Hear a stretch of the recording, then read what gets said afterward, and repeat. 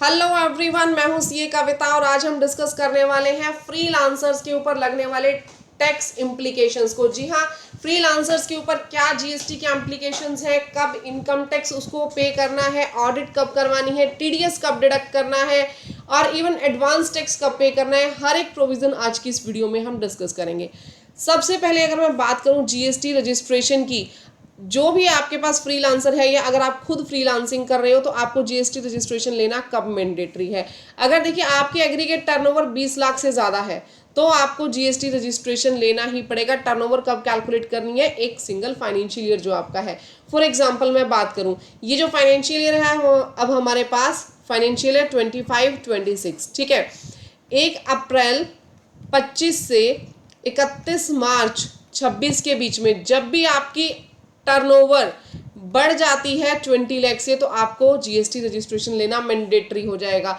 But इसके अंदर कई लोग कंफ्यूज हो जाते हैं कि मैम ठीक है, मेरी जो टर्नओवर है, मेरी टर्नओवर अक्टूबर 25 में मेरी टर्नओवर 20 लाख को क्रॉस कर गई, ठीक है। तो 20 लाख के बाद मैंने जीएसटी रजिस्ट्रेशन ले लिया, बट नेक्स्ट ईयर जो है, नेक्स्ट ईयर क्या फिर से जीरो से कैलकुलेट करनी है टर्नओवर? नहीं, नेक्स्ट ईयर आप फर्स्ट डे से ही जीएसटी में रजिस्टर्ड हो। ऐसा नहीं है कि ये 6 महीने आप टैक्स पे करोगे और आगे फिर से आप जीरो से कैलकुलेशन स्टार्ट करोगे और जब आपकी 20 लाख टर्नओवर हो जाएगी उसके बाद अगेन आप जीएसटी के अंदर रजिस्ट्रेशन लेके फिर से टैक्स पे करोगे। नहीं, आप एक बार रजिस्टर्ड हो गए तो डे 1 से आपके पास नेक्स्ट ईयर ऑटोमेटिकली जो जीएसटी आपने लिया हुआ है वो एप्लीकेबल हो जाएगा और आपको जीएसटी पे भी करना पड़ेगा। यानी 26-27 में वो जीएसटी रजिस्ट्रेशन डे 1 से आपको एप्लीकेबल है, वहां पे कोई थ्रेशोल्ड नहीं लगेगा 20 लाख का। लेकिन अगर आप अभी न्यू पर्सन है और आपने जीएसटी रजिस्ट्रेशन अभी तक नहीं लिया है तो फिलहाल आपके पास टर्नओवर के लिए 20 लाख की लिमिट है। 20 लाख तक जीएसटी पे करने की जरूरत नहीं है, लेकिन आगे 20 लाख से ज्यादा पे आपको पे करना पड़ेगा। एक बार रजिस्ट्रेशन ले लिया तो अगले साल के लिए डे 1 से आप रजिस्टर हो गए, ठीक है। बट अगर यहाँ पे मैं बात करूँ ना स्पेशल कैटेगरी ऑफ स्टेट्स की, जैसे नागालैंड और मिजोरम, तो इनके लिए जो लिमिट रखी गई है वो 10 लाख की रखी गई है। यानी 10 लाख तक आपके पास छूट है, आपको जीएसटी रजिस्ट्रेशन नहीं लेना, लेकिन 10 लाख के ऊपर टर्नओवर होते ही आपको जीएसटी रजिस्ट्रेशन इज मैंडेटरी, ठीक है।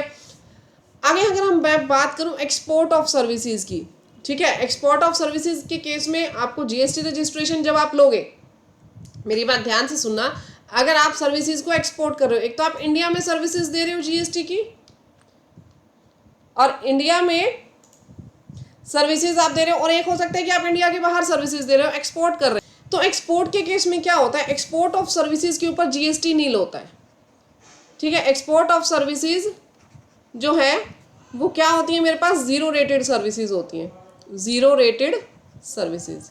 बट जो ये जीरो रेटेड सर्विस है इसमें क्या होता है, आपके पास दो ऑप्शन होते हैं।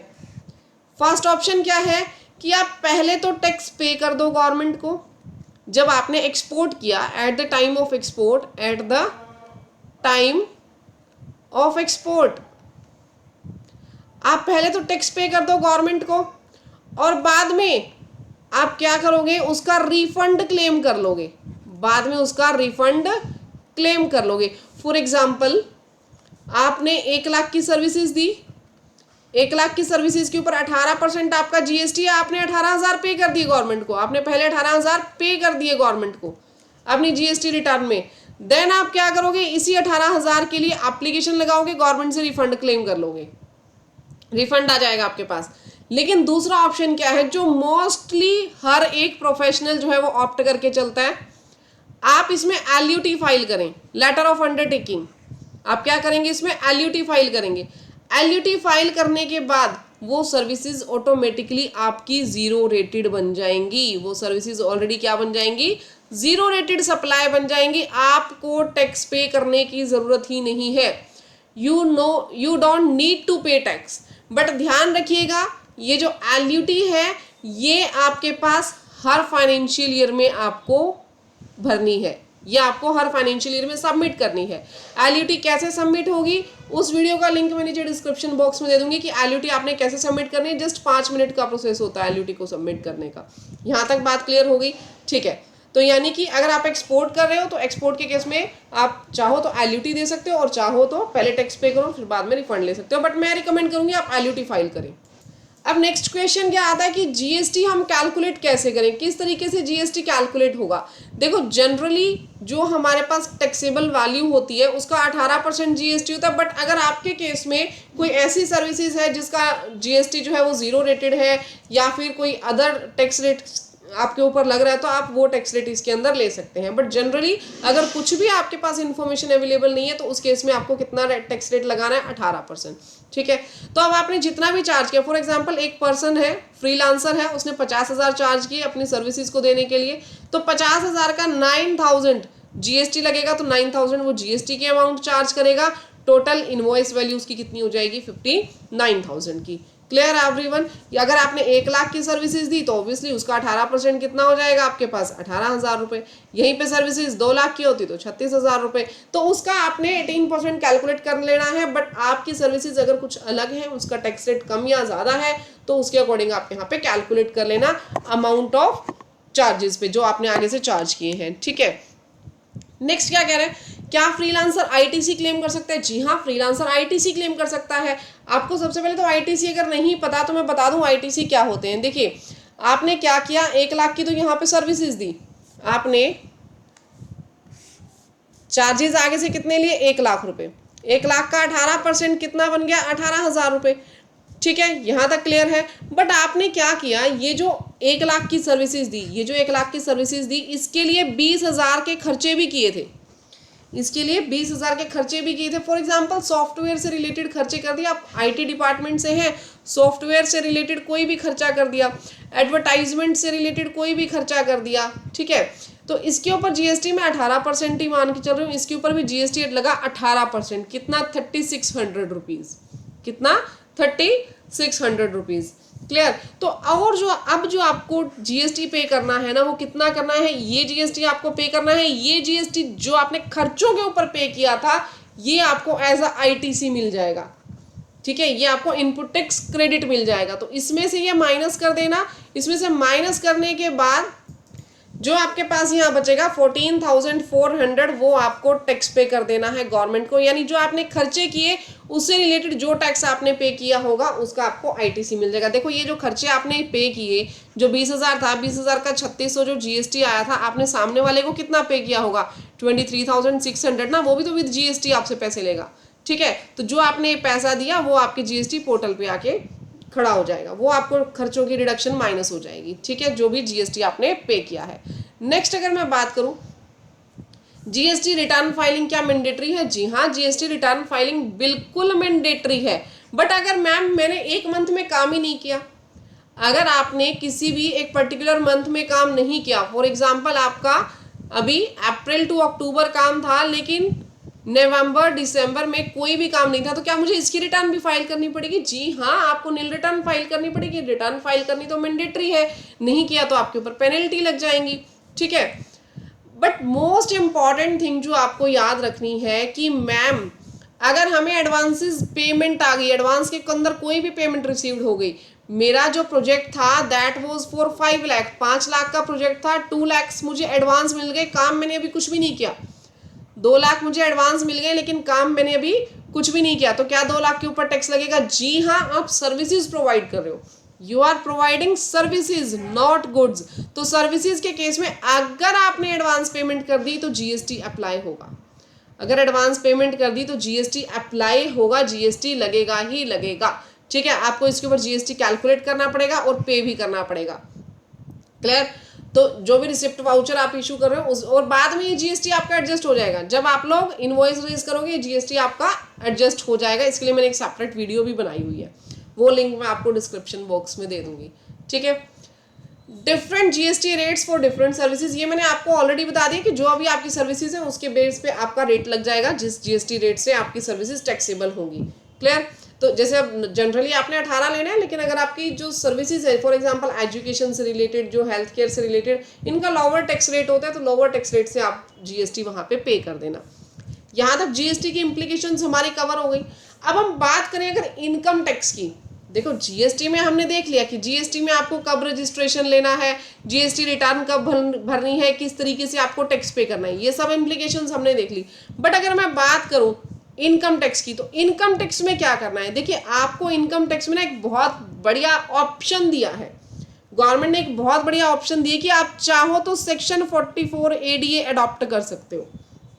Ma'am section 44 ADA, section 44 ADA में एक बहुत बढ़िया आपको एक तरीके से स्कीम लगा लो दी गई है प्रोफेशनल्स को कि अगर आपकी ग्रॉस रिसीट्स यानी जो पूरे साल में आपको रिसिप्ट्स मिली वो आपकी 50 लाख रुपए तक है, जो आपको पूरे साल में रिसिप्ट्स मिली वो एक्सीड नहीं कर रही है 50 लाख से, वो 50 लाख तक ही है प्रीवियस ईयर की, ठीक है, उससे पिछले साल की, तो आपको एक ऑप्शन मिलता है कि आप एक काम करो 50% को इनकम मान के बाकी मुझे क्या दे दो, बाकी के ऊपर मुझे टैक्स दे दो। जैसे कि मैं एग्जांपल ले रही हूँ, 40 लाख रुपीज आपको मिले कंप्लीट ईयर में कितनी पेमेंट रिसीव हुई? 40 लैक्स।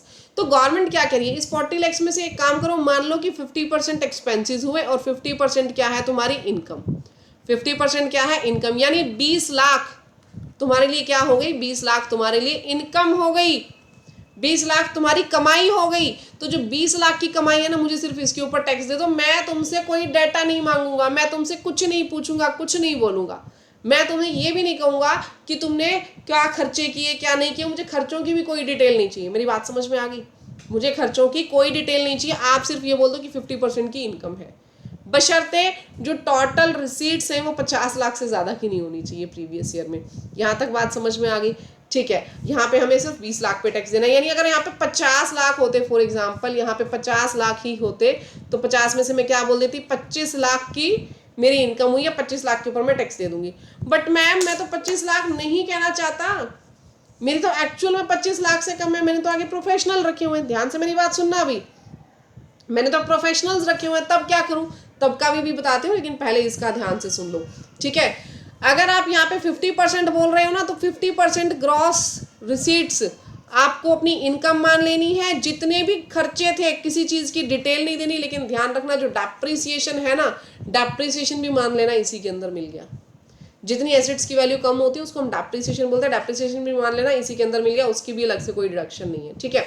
अब आ जाती हूँ दूसरे पॉइंट्स पे। जो लोग ये बोल रहे थे कि मैडम मिले तो ठीक है हमें 40 लाख है, नो डाउट, बट एक्चुअल में अगर आप देखोगे तो सच में हमें 20 लाख बचे ही नहीं है। हमने तो प्रोफेशनल फीस भी पे की है आगे उन लोगों को, सैलरीड पे पर्सन बिठा रखे हैं हमने, हमारा सॉफ्टवेयर से रिलेटेड भी खर्चा हो जाता है, हमारा अदर भी रिपेयर एंड मेंटेनेंस हो जाती है, हमारे जो कंप्यूटर लैपटॉप्स हैं उनकी, हम क्या करें, हमारा 20 लाख का खर्चा ही नहीं है। अब देखो, जब आपकी टोटल इनकम 20 लाख है ही नहीं, तो आपके पास एक ही ऑप्शन बचता है ऑडिट का। आप लोग क्या करेंगे, जो भी आपका सीए है उससे ऑडिट करवाएंगे, जो भी आपका सीए है उससे ऑडिट करवाएंगे। ऑडिट के अंदर वो प्रॉपरली आपकी बैलेंस शीट बनाएगा, आपका प्रॉफिट एंड लॉस बनाएगा, और उसमें वो ऑडिट रिपोर्ट बना करके देगा कि एक्चुअल में इनकी जो इनकम है that is less than ₹20 lakh, यानी अगर आपकी 50% से कम इनकम है तो आपको ऑडिट करवाना मैंडेटरी हो जाएगा। मेरी बात समझ में आ गई? और दूसरा केस, अगर आपकी ऑलरेडी जो ग्रॉस रिसीट्स है वो 50 लाख से ज्यादा है तो भी ऑडिट करवाना पड़ेगा। अगर ग्रॉस रिसीट्स पहले ही 50 लाख के ज्यादा होती तो भी ऑडिट करवाना पड़ता, ठीक है। नाउ एक और मजेदार चीज बताऊं, अगर कैश रिसीट्स जो है आपने जितना भी कमाया उसमें से कैश आपका 5% से भी कम आया है, तो ये 50 लाख की लिमिट बढ़ के 75 लाख की हो जाएगी। ये 50 लाख की लिमिट बढ़ के 75 लाख की हो जाएगी। देखो मैं आपको एक डायग्राम से समझाती हूँ बिल्कुल डिटेल में। क्या हुआ कि आपकी जो ग्रॉस रिसीट्स है, आपकी ग्रॉस रिसीट्स 95% और मोर बैंक में आ रही है, 95% या उससे ज्यादा किस में आ रही है, बैंक में। यहाँ पे 95% से कम आ रही है बैंक में, ठीक है। 95% से ज्यादा बैंक में आ रही है और एक तरफ क्या है, 95% से कम बैंक में आ रही है। क्लियर? अगर आपकी 95% और मोर 95% और मोर ग्रॉस रिसीट्स बैंक में रिसीव्ड होती हैं तो आपके पास जो लिमिट है वो 75 लाख की है, यानी 75 लाख तक आप क्या कर सकते हो, 50% इनकम डिक्लेयर कर सकते हो। बात क्लियर हो गई। 50% इनकम डिक्लेयर कर सकते हो, बट अगर 95% से लेस आपके पास बैंक में आई तो आप यहां पे 50 लाख की लिमिट लेकर के चलोगे। यहां लिमिट कितनी हो जाएगी? 50 लाख रुपीज की। यहां 50 लाख से ज्यादा अगर हो जाता है तो आपके पास ये प्रोविजन एप्लीकेबल नहीं होगा 44 ADA का। अब हम देखेंगे नेक्स्ट प्रोविजन। नेक्स्ट प्रोविजन में आपके पास आ जाएंगी बुक्स ऑफ अकाउंट्स। अगर मैं बात करूं ना बुक्स ऑफ अकाउंट्स की, तो बुक्स ऑफ अकाउंट्स आपको कब प्रिपेयर करने हैं? अगर तो देखिए आप शॉर्टकट में ये ध्यान रखिए, अगर आपने 44 ADA अडॉप्ट कर लिया, अगर आपने 44 ADA को अडॉप्ट कर लिया तो आपको बुक्स ऑफ अकाउंट्स मेंटेन करनी ही नहीं है। 44 ADA में आपके पास छूट है, यानी अगर आपकी टर्नओवर 50 लाख थी और 95% से अगर ज़्यादा आपको बैंक के अंदर आ रहा है तो टर्नओवर आपकी 75 लाख तक होनी चाहिए इन दोनों केसेस में, और आपने 50% इनकम डिक्लेयर कर दी तो क्या होगा? तो आपको बुक्स ऑफ अकाउंट्स प्रिपेयर नहीं करने, बुक्स ऑफ अकाउंट्स प्रिपेयर नहीं करने हैं, ठीक है। बट अगर आप 44 ADA ऑप्ट नहीं कर रहे हैं, अपनी इनकम लेस देन 50% बता रहे हो, अपनी इनकम को लेस देन 50% बता रहे हो, और आपकी इनकम जो है वो बेसिक एग्जम्पशन लिमिट से ज़्यादा है, जैसे इंडिविजुअल की बेसिक एग्जम्पशन जो है उससे ज़्यादा है, तो आपको बुक्स ऑफ अकाउंट्स मेंटेन करने ज़रूरी है सेक्शन 44 AA1 के अकॉर्डिंग। तब आपको बुक्स ऑफ अकाउंट्स प्रिपेयर करने पड़ेंगे। आपके ऊपर टैक्स ऑडिट भी इम्प्लाइड हो जाएगी, आपको टैक्स ऑडिट भी करवानी पड़ेगी चार्टर्ड अकाउंटेंट से। क्लियर है? नाउ ऑडिट की रिक्वायरमेंट्स मैंने ऑलरेडी बता दी। अगर आप ऑप्ट नहीं कर रहे हैं अपनी 44 ADA तो यहाँ पे आपको ऑडिट की रिक्वायरमेंट है, और आप अपनी 50% से कम अगर इनकम डिक्लेयर कर रहे हो तो। बुक्स ऑफ अकाउंट्स कौन कौन सी प्रिपेयर करनी है? कैश बुक, जर्नल, लेजर, जो भी कॉपी ऑफ बिल्स होगी 25 रुपये से ज़्यादा के, ओरिजिनल बिल्स रखने हैं आपको 50 रुपये से ज़्यादा के।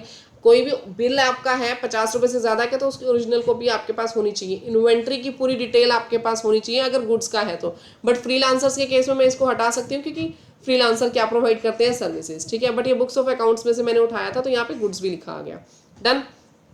नेक्स्ट अगर मैं बात करूँ, छोटा सा मैंने चार्ट बनाया है जिससे आपको पूरी क्लैरिटी आ जाएगी। केस 1 की मैं बात करूं, केस 1 में क्या है? 50 लाख से कम है, 50 लाख से कम है। क्या 44 ADA ऑप्ट कर सकते हो? बिल्कुल कर सकते हैं, ठीक है। और इनकम जो है, इनकम आपने डिक्लेयर कर दी 50% से ज़्यादा, 50% से ज़्यादा डिक्लेयर कर दी तो ठीक है, 44 ADA के अंदर आपका आ जाएगा। Total income basic exemption limit से ज़्यादा है, वो भी नहीं है। बुक्स ऑफ अकाउंट्स भी रिक्वायर नहीं है, ऑडिट भी रिक्वायरमेंट नहीं है, ठीक है। अब यहाँ पे केस 2 के अंदर 50 लाख से ज़्यादा है लेकिन 75 लाख से कम है, 50 लाख से ज़्यादा है लेकिन 75 लाख से कम है। आपने अपनी इनकम 50% से ज़्यादा डिक्लेयर कर दी। यहाँ पे अगर आपका 95% से ज़्यादा पैसा आपका बैंक में आया होगा, 95% से ज़्यादा पैसा बैंक में आया होगा तो आप 44 ADA ऑप्ट कर सकते हैं।